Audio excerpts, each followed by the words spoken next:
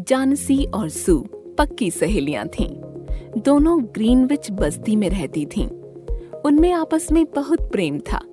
उनकी कलात्मक रुचियां आपस में बहुत मिलती थीं। इसी कारण दोनों ने मिलकर एक स्टूडियो खोला जो ग्रीनविच बस्ती की 3 मंजिला इमारत की बरसाती पर था। एक बार नवंबर के महीने में भयानक ठंड पड़ी। फेफड़ों में बलगम जम जाने के कारण जानसी बहुत कमजोर हो गई और निमोनिया का शिकार हो गई।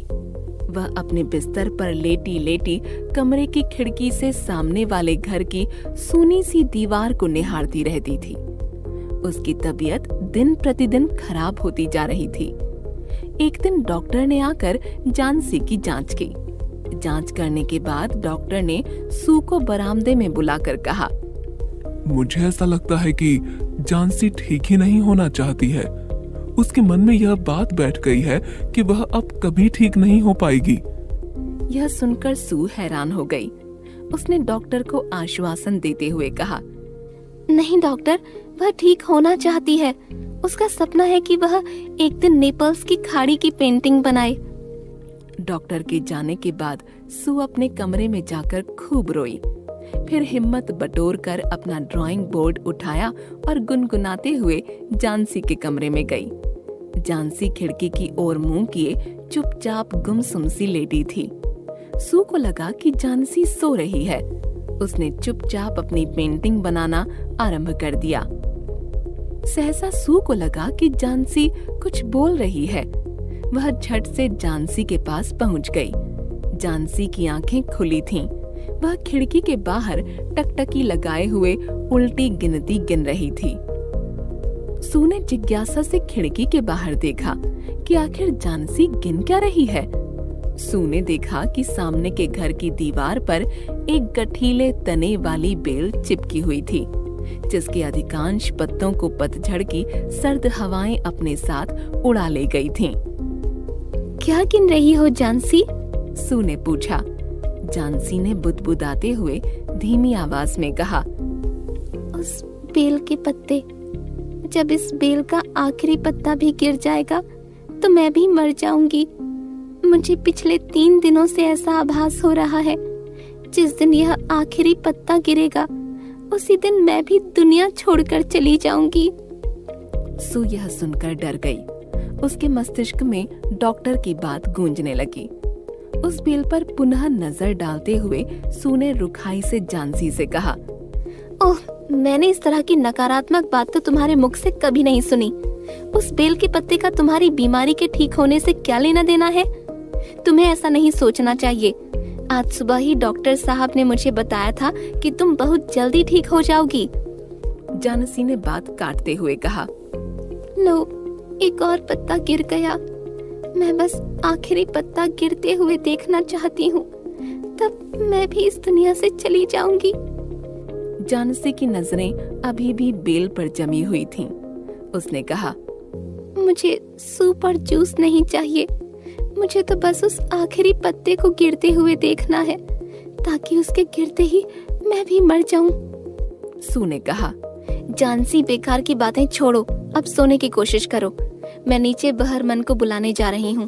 मुझे उससे अपने चित्र का मॉडल बनवाना है।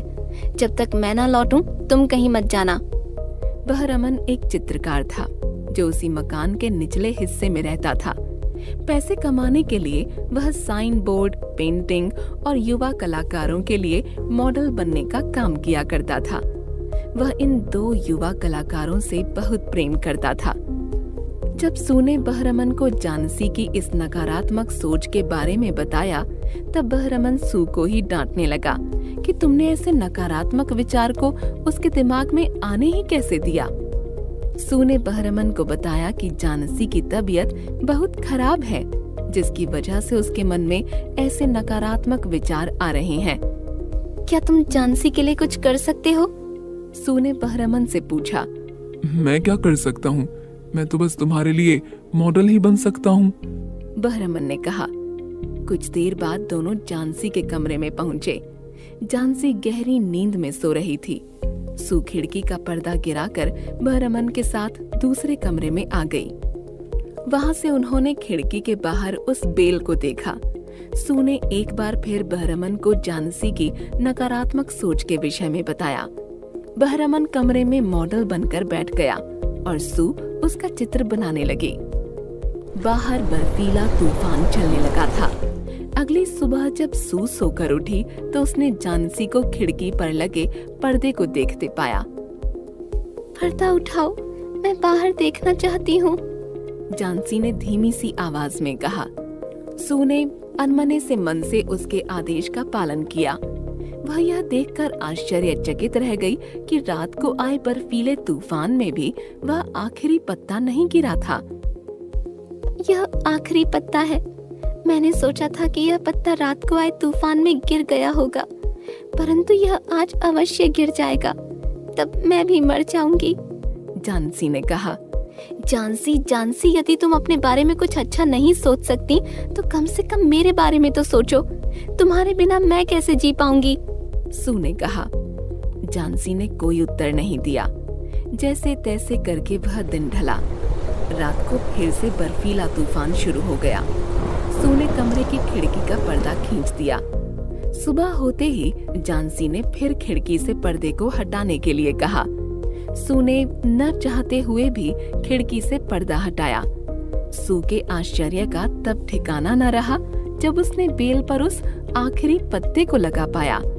वह मन ही मन प्रसन्न होते हुए रसोई घर में जानसी के लिए सूप बनाने चली गई।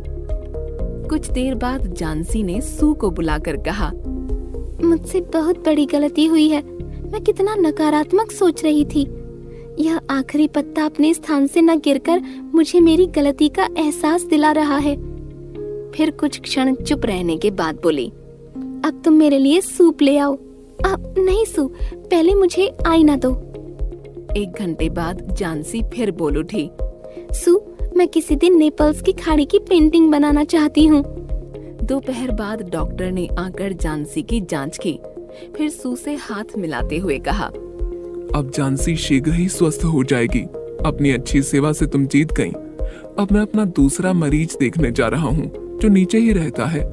उसका नाम बहरमन है। उसे भी निमोनिया हो गया है। उसकी हालत बहुत खराब है। उसे इलाज के लिए अस्पताल ले जाना पड़ेगा। अगले दिन जानसी बहुत प्रसन्न थी। तभी सू जानसी के पास गई और वह अपनी बाहें उसके गले में डालते हुए बोली, मुझे तुम्हें कुछ बताना है। बहरमन की आज अस्पताल में निमोनिया होने के कारण मृत्यु हो गई। वह सिर्फ 2 दिन पहले ही बीमार हुआ। मकान के चौकीदार को वह सुबह सीढ़ी के पास सर्दी से ठिठुरते कराहते हुए मिला। उसके कपड़े और जूते सर्द बारिश में भीगे हुए थे।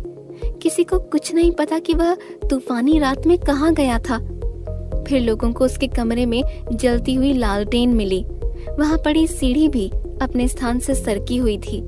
कुछ ब्रश इधर उधर बिखरे पड़े थे और कलर प्लेट में हरा और पीला रंग घुला हुआ था। जानसी, अब तुम खिड़की के बाहर उस आखिरी पत्ते को देखो। क्या तुम्हें यह बात विचित्र नहीं लगती कि इतनी तेज हवा के बावजूद यह पत्ता क्यों नहीं गिरा? सू ने एक ठंडी सांस भरकर कहा, मेरी प्यारी जानसी, यह आखिरी पत्ता ही बहरमन की अनोखी कलाकृति है। जिस रात वह आखिरी पत्ता नीचे गिरा था, उसी रात बहरमन ने तेज हवा और भयंकर बारिश के बावजूद सीढ़ी पर खड़े होकर बड़ी मेहनत से बिल्कुल असली लगने वाला यह पत्ता बनाया था, ताकि वह तुम्हें समझा सके कि मन के जीते जीत है और मन के हारे हार। लेखक ओ हेनरी।